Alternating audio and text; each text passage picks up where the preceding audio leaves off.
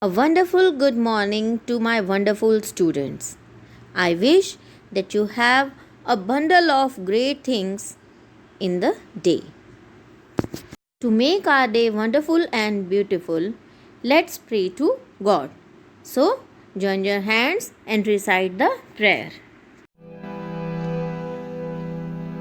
सिमरन से मन कर्म से जीवन इस जग को महकाए हम ज्ञान और कर्म के दो पंखों से आगे बढ़ते जाए हम सिमरन से मन कर्म से जीवन इस जग को महकाए हम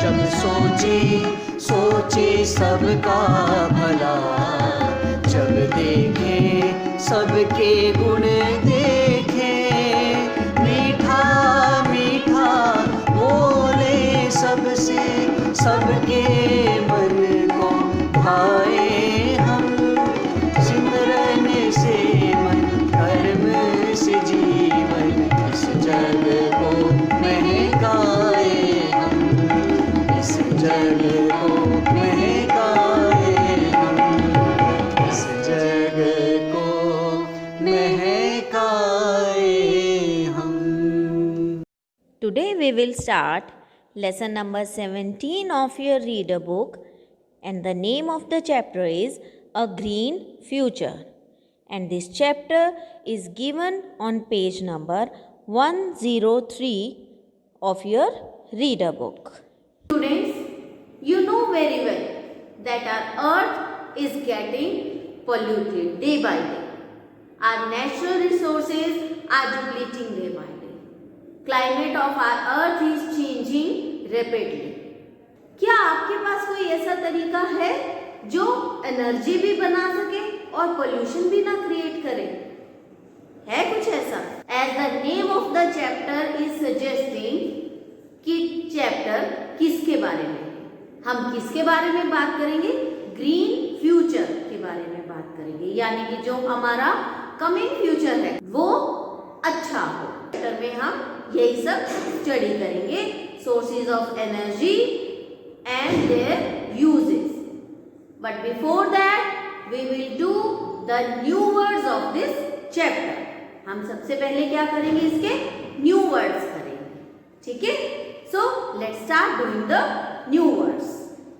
Number one is meadow. M-E-A-D-O-W, meadow. Meadow means land covered with grass. Area of land होता है, उस पर grass होती है, जहाँ पर owners अपने animals को छोड़ देते हैं, जहाँ पर वो animals grass खाते हैं. Number two is coastline. C-O-A-S-T, coast. L-I-N-E, line, coastline. Coastline means the land along the coast. मतलब जो सी शोर्स होते हैं, समंदर के किनारे या ओशियंस के किनारे होते हैं, उनको हम बोलते हैं कोस्ट। और कोस्टलाइन होती है इन किनारों के साथ जमीन जो होती है, जो लैंड होती है, उसे क्या बोलते हैं? कोस्टलाइन बोलते हैं। The land along the coast. You will write these new words in your English notebook. Now I will explain the meaning of this chapter to you. अब मैं इसको explain करूंगी, इसका meaning समझाऊंगी. So be careful and alert. Now, students, let's start reading the chapter. Roll and Ria were visiting their grandparents over the summer holidays. दो बच्चे हैं जिनका नाम है रॉल और रिया। वो समर हॉलीडेज़ में अपने ग्रैंड पेरेंट्स के घर जा रहे थे। They love their grandparents dearly and would visit as often as they could. वो उन्हें बहुत प्यार करते हैं और जब भी उन्हें टाइम लगता है वो वहाँ पर चले जाते हैं. Since their grandparents lived in the countryside with green meadows and flowing streams, the family would usually go for long walks or picnics almost every day. उनके grand parents country side means गाँव में रहते हैं, जहाँ पर हरे भरे खेत, बहती हुई नदियाँ रहती हैं, और जो फैमिली है वो यूजुअली लॉन्ग वॉक्स और पिकनिक्स पर जाती रहती है daily.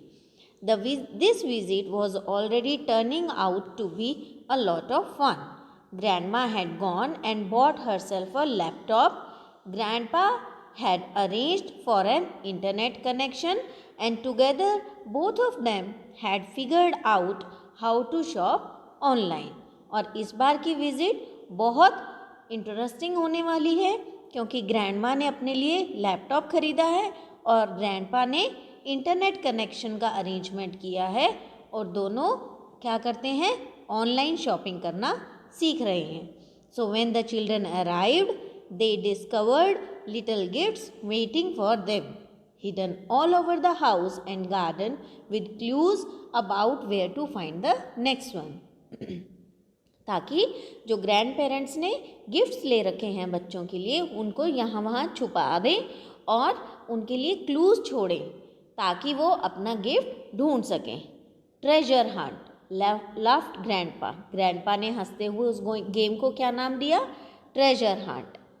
I loved treasure hunt when I was your age. Of course we never had all these fancy gadgets and toys back in my days. I was lucky if I won a bit of candy and a wooden whistle. मुझे ये game उसी समय से पसंद है जब से मैं तुम्हारी एज में था. यानी कि जब दादाजी छोटे थे तब से वो ट्रेजर हंट खेल रहे थे. वो कहने लगे कि हमारे पास इतने फैंसी गैजेट्स और टॉयज़ नहीं होते थे हमारे समय में, लेकिन अगर हमें एक कैंडी और एक वुडन विसल मिल जाती थी तो मैं अपने आप को लकी समझता था. Forget about toys. ग्रैंडमा ने कहा, टॉयज़ को छोड़ो. Look at how easy it has become just to shop for anything.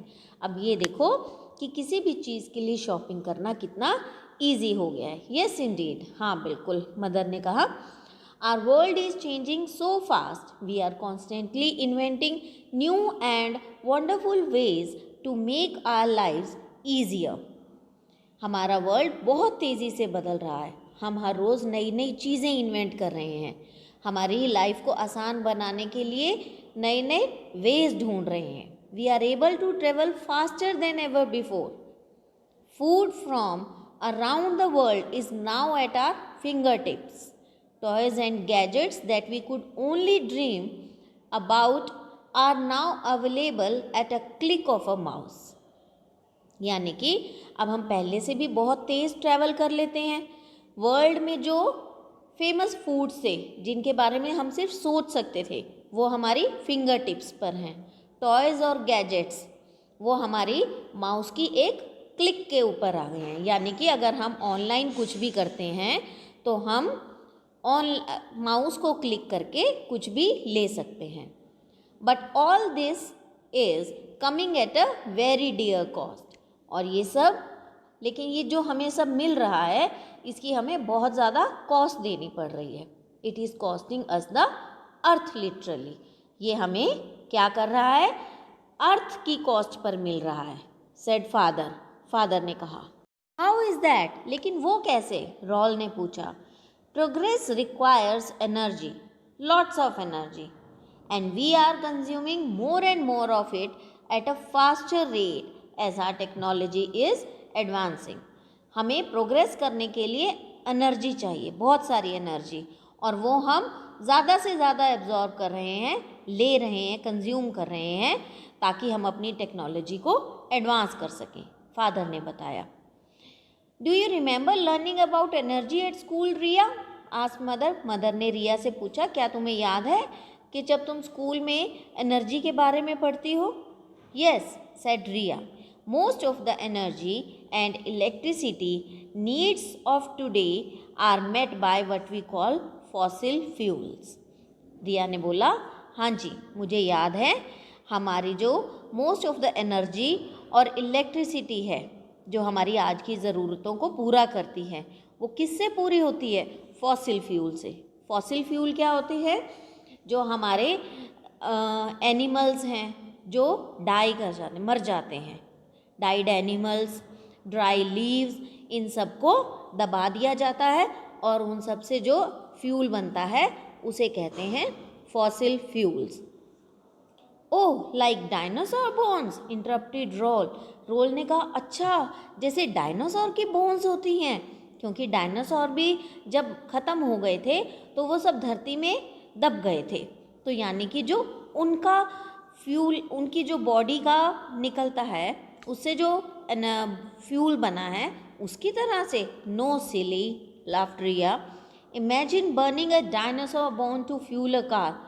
अरे नहीं, रिया ने हंसते हुए कहा, क्या इमेजिन करो कि डायनासोर की बोन को बर्न किया गया है कार को फ्यूल करने के लिए। Everyone laughed at the thought of a dinosaur bone fuelled car. हर कोई इस बात पर हंसने लगा कि कार को फ्यूल कहाँ से मिला, डायनासोर की बोन से मिला। I meant petroleum, natural gas and coal. Riya ने कंटिन्यू किया अपनी बात को कि मेरा मतलब है पेट्रोलियम, नेचुरल गैस और coal. Fossil fuels come from the remains of ancient plants and animals that lived on earth millions of years ago, even before the dinosaurs. When they died, they were gradually buried under multiple layers of sediment, which after millions of years became so heavy that the weight compressed their remains to form oil, gas and coal. Fossil fuels क्या होते हैं, वो remains जो होते हैं ना, यानी कि एंशिएंट प्लांट्स और एनिमल्स जो अर्थ पर बहुत मिलियन साल पहले रहते थे, डायनासोर से पहले भी जो एनिमल्स रहते थे, जब वो मर गए तो वो धीरे धीरे धरती में समाते गए, बरिड मतलब दबते गए।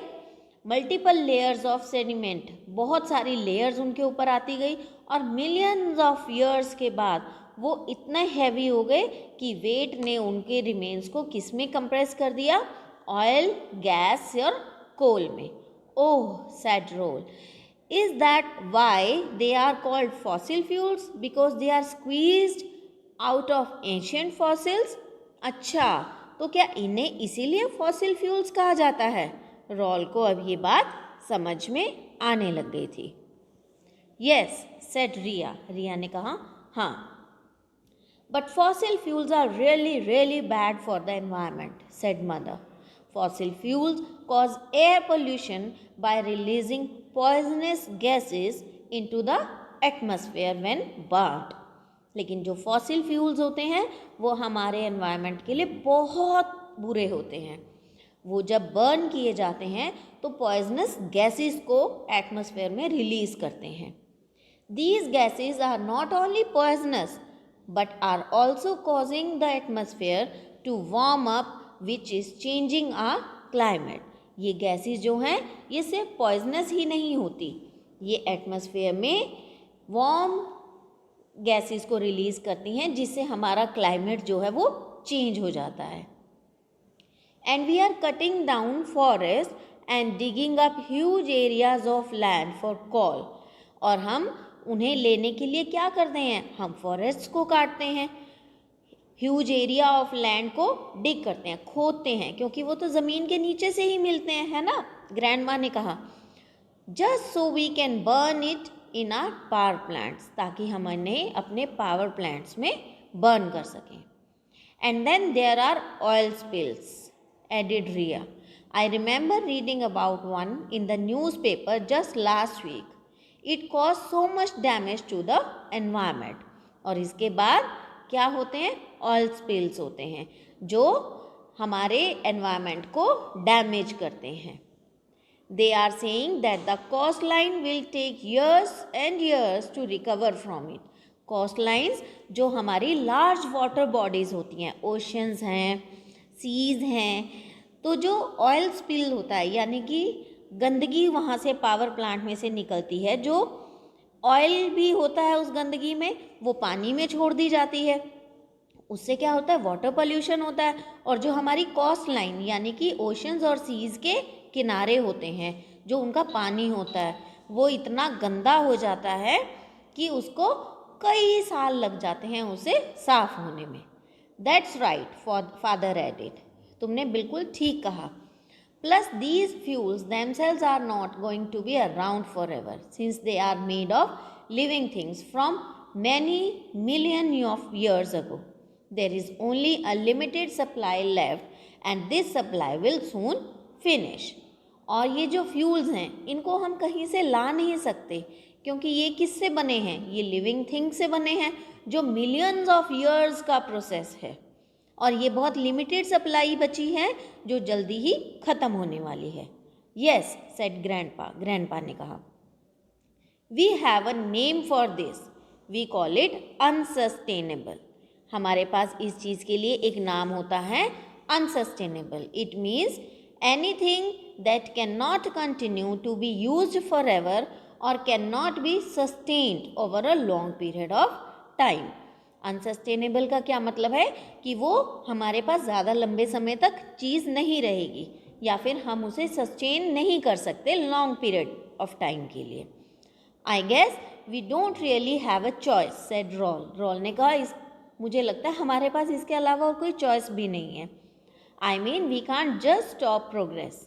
हम अपनी प्रोग्रेस को नहीं रोक सकते. कैन वी, क्या हम रोक सकते हैं?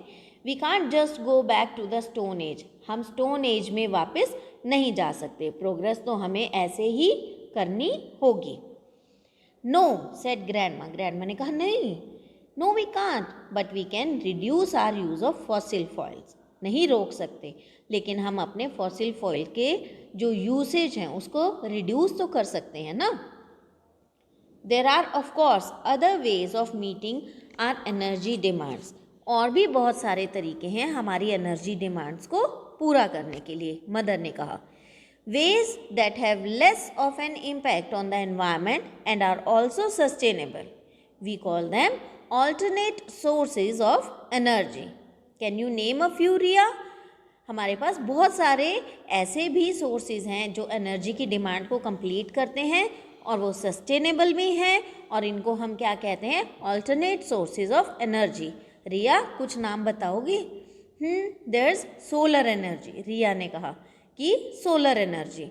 What's that? रॉल ने पूछा, वो क्या है? Solar energy is the energy that we get from the heat and light of the sun, replied father. Father ने कहा सोलर एनर्जी हमें सन की हीट और लाइट से मिलती है. Then there's wind energy which is harvested from the wind. इसके बाद आती है विंड एनर्जी जो हमें विंड से मिलती है. Geothermal energy which we get from the internal heat of our earth. हमारी अर्थ की जो इंटरनल हीट है उससे हमें जियोथर्मल एनर्जी मिलती है. Tidal energy which comes from the movement of our oceans. हमारे जो ओशंस में वेव्स आती रहती हैं ना, उनमें जो एनर्जी होती है उससे हम क्या बनाते हैं? Tidal energy. यानी कि टाइड्स से जो एनर्जी बनती है उसको कहते हैं tidal energy. Hydro power energy that we can gather from the flow of water.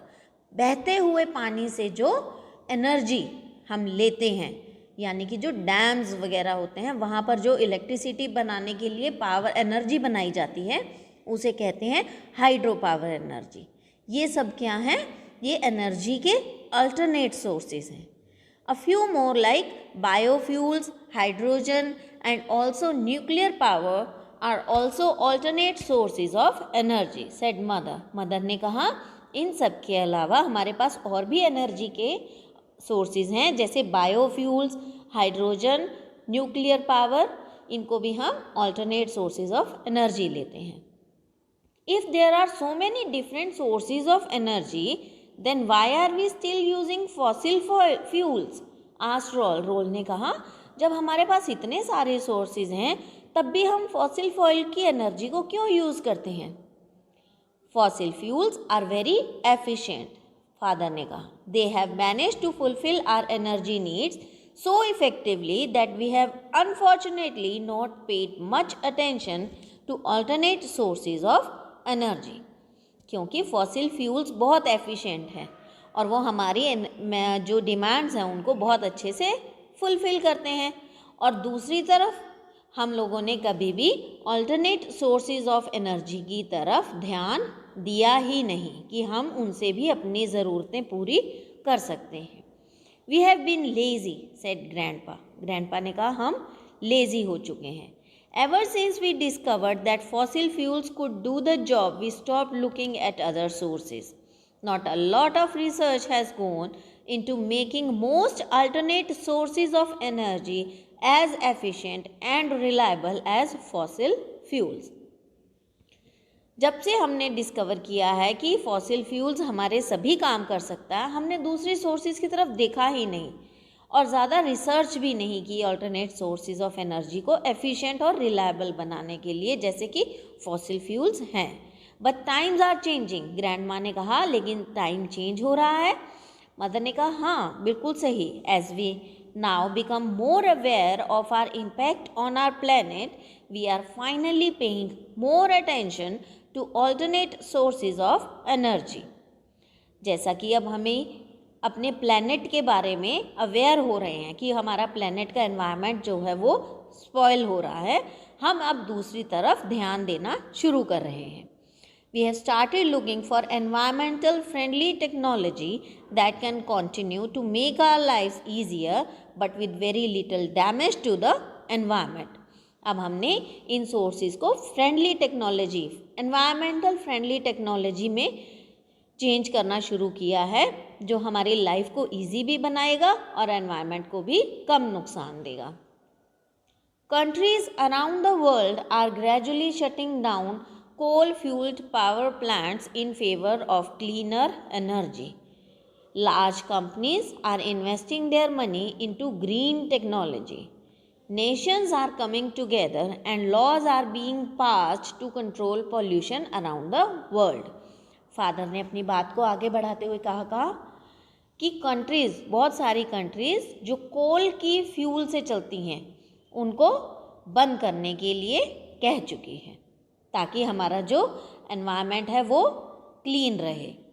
और बड़ी बड़ी कंपनीज किस में इन्वेस्ट कर रही हैं अपनी मनी? ग्रीन टेक्नोलॉजी में। और सभी नेशंस इस मोटिव के साथ कि हमें अपने एनवायरनमेंट को क्लीन रखना है, एक साथ आ गए हैं और पॉल्यूशन के अगेंस्ट लॉज भी पास किए गए हैं। Yes said Ria, I studied all about it in school. We are finding more efficient ways of harvesting energy from the wind. Scientists are finding new ways of getting biofuels from tiny plants called algae. यानी रिया ने कहा मैंने अपने school में पढ़ा है कि energy को हार्वेस्ट किया जा रहा है विंड से, और साइंटिस्ट किस प्लांट से एनर्जी बनाने, बायोफ्यूल्स बनाना चाह रहे हैं? एल्गी एक प्लांट होता है, एल्गी। आपने भी अपनी ईवीएस में स्टडी किया होगा एल्गी। उस प्लांट से बायोफ्यूल बनाने के लिए नए नए तरीके ढूंढे जा रहे हैं। A lot of research is being done to make tidal energy more efficient, और इस बात पर भी रिसर्च हो रही है कि टाइडल एनर्जी को एफिशिएंट बनाया जाए। But the most important breakthroughs in research are being made in the field of solar power, harnessing the energy of sun, said father. Father ने कहा लेकिन सोलर एनर्जी को यूज़ करने के लिए नए नए तरीके भी ढूंढे जा रहे हैं। The sun's energy which hits earth in the form of light and heat can be converted into enough electricity to fulfil our energy needs forever. जो हमारी सन की लाइट है, जो हीट है, जो हमारी अर्थ को हिट करती है, वो किस में कन्वर्ट की जा सकती है? इलेक्ट्रिसिटी प्रोड्यूस करने के लिए और भी हमारी एनर्जी की डिमांड्स को पूरा करने के लिए, ताकि हमारी जो डेली के काम है वो हो सकें और हमें एनर्जी की कभी भी शॉर्टेज ना हो। True said grandma, ever since your grandpa and I got the laptop and internet we have been looking at the some wonderful inventions that can take the burden of from fossil fuels. दादी माँ ने कहा जब से grandpa और मैंने laptop और internet का कनेक्शन लिया है, हम बहुत वंडरफुल इन्वेंशंस देख रहे हैं जो फॉसिल फ्यूल्स का बर्डन कम कर सकती हैं, यानी कि उसका यूज़ कम कर सकती हैं। Amazing stuff added grandpa, from solar roads to solar energy plants, solar cars to solar homes and even solar cities. Grandpa ने कहा बहुत अमेजिंग स्टफ़ है, अमेजिंग चीज़ें हैं। सोलर रोड्स से solar energy plants, solar car, solar homes और even solar cities भी. Grandpa and I have decided to get a solar roof. Grandma ने कहा कि मैंने और तुम्हारे ग्रैंडपा ने डिसाइड किया है कि हम सोलर रूफ लगवाएंगे. And a wind mill, said smiled grandpa. Grandpa ने स्माइल करते हुए कहा कि हम एक विंड मिल भी लगवाएंगे. इट अराइव्स टुमारो, ये कल आ रही है. They will bring it in and set it up for us. वो लेकर आएंगे और इसे हमारे लिए सेटअप करेंगे. We plan to do our bit to keep the future clean for our grandchildren, said grandma. Grandma ने कहा कि हम चाहते हैं हम एनवायरनमेंट को अपने ग्रैंड चिल्ड्रन के लिए सेफ रखें, क्लीन रखें.